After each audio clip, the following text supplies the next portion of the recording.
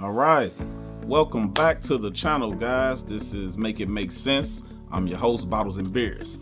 Today, I'm gonna put you up on 3 fragrances. They're not necessarily new, but they had their time in the shine, and people not talking about them no more. So I just wanted to revisit them, make sure everybody's aware of them. I'm gonna let you all check them out. Again, 3 fragrances that's not highly talked about. You should probably check out in 2025. Pow.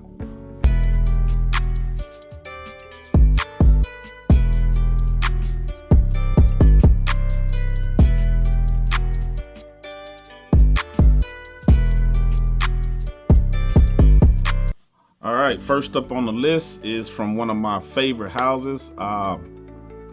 Whether it's designer or niche, I'll let you be the judge of that. One of the more controversial ones, in my opinion. I'm gonna say they lean more niche to me, but that's just my opinion. Anywho, from the house of Guerlain, we have Platine Privé. This one, it still has that almond note in the background. This is a more fresher version.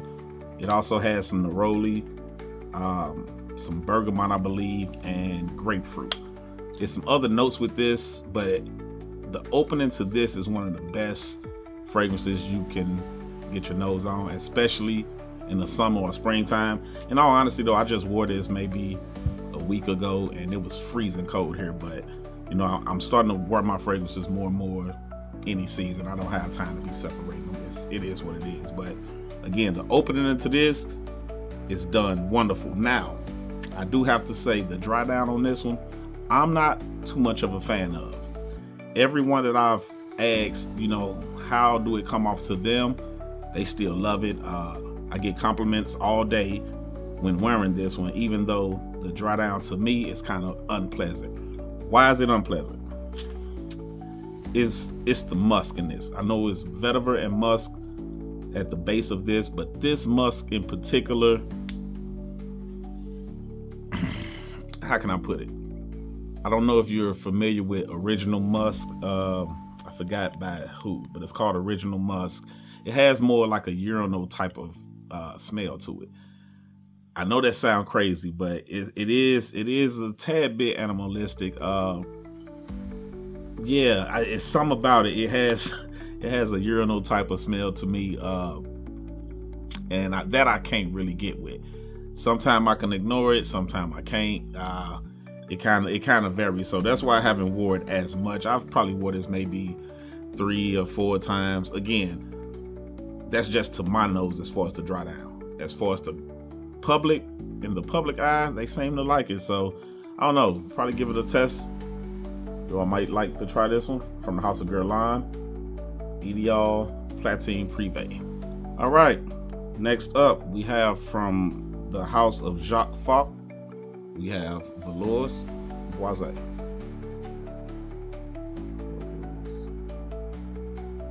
All right, this one, guys, in all honesty, this house is one of the most slept on houses that I've gotten my nose on, especially for the amazing price setting that they have for their fragrances. They don't shy away from quality at all, but yet they're priced pretty reasonable. I mean, even their retail prices. Like this, would I buy this at full retail? Yes. Did I get a bargain on it? Definitely. But like I said, if I was to be at a mall or any type of boutique, any place, and they had this on display and I tried it, for the retail price of this, it's a steal. I definitely would pick this up. With this one, you get a ton of notes with this. I'm not going to read them all off, but what I mainly get, which one of them I don't believe is even listed, is tobacco. I get a prominent note of tobacco to my nose. Again, it's not listed. Maybe it's the other notes that's in this one mixed with the whiskey accord. So there's definitely a boozy factor with this one. They do have whiskey listed. This is very spicy. It's more spicy than anything by far. I want to say some Immortelle in this one also, but mainly what I pick up is whiskey. I do pick up the bergamot, The bergamot more so give it more life. It seemed like without the bergamot, this would be very, very dark. Though it is a very warm, spicy fragrance, the bergamot kind of wakens it up a little bit. It's a ton of woods in this. I believe Gaiac wood, sandalwood, gives it a creamy nature. This is one definitely that is slept on. I don't see why this isn't talked about as much, or maybe it has been. Again, maybe it was talked about and maybe I missed it. I know a few people that did speak on it, but after that, I stopped hearing about it. This is definitely going to stay in my rotation. So again, this is probably one you guys should check out from the house of Jacques Fath. Have Velours, Boise. All right, last but not least, from the house of Amouroud, we have Amouroud Elixir, Mysterious Rose.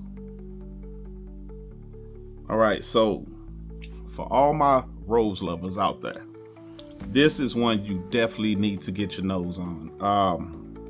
I believe there's two different kinds of roses in here. I want to say Damask rose and Bulgarian rose, I believe.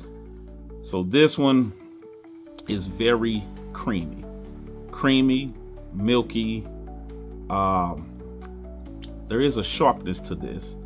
It's a sweet vanillic rose, but it's very sharp. I want to say there's violet leaf in this also. I believe the violet is what make it that sharp. This smells like no other rose, but I can say it gives a hint of Zaharoff. I don't know which one was made first, but Zaharoff's signature rose or signature rosé. They don't smell alike. Do not get me wrong on that. It seemed like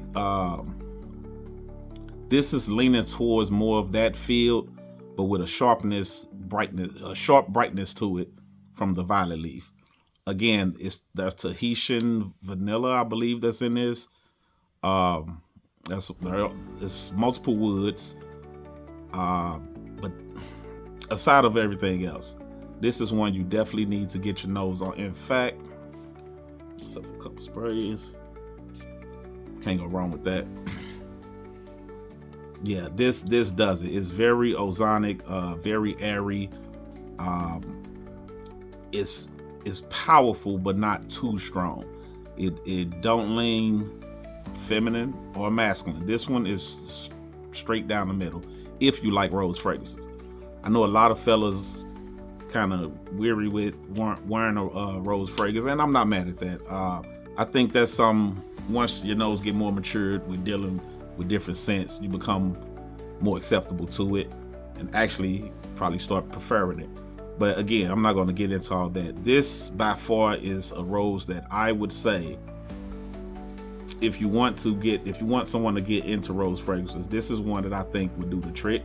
I would definitely recommend this to a beginner, and I would also recommend this to my fellas who is used to wearing rose fragrance. If this your thing, you would like this one. To the ladies out there, would you appreciate this fragrance? Yes, hell yes. And I'm not saying that lightly. I mean that 100%. I do believe that a woman would pull this off perfectly.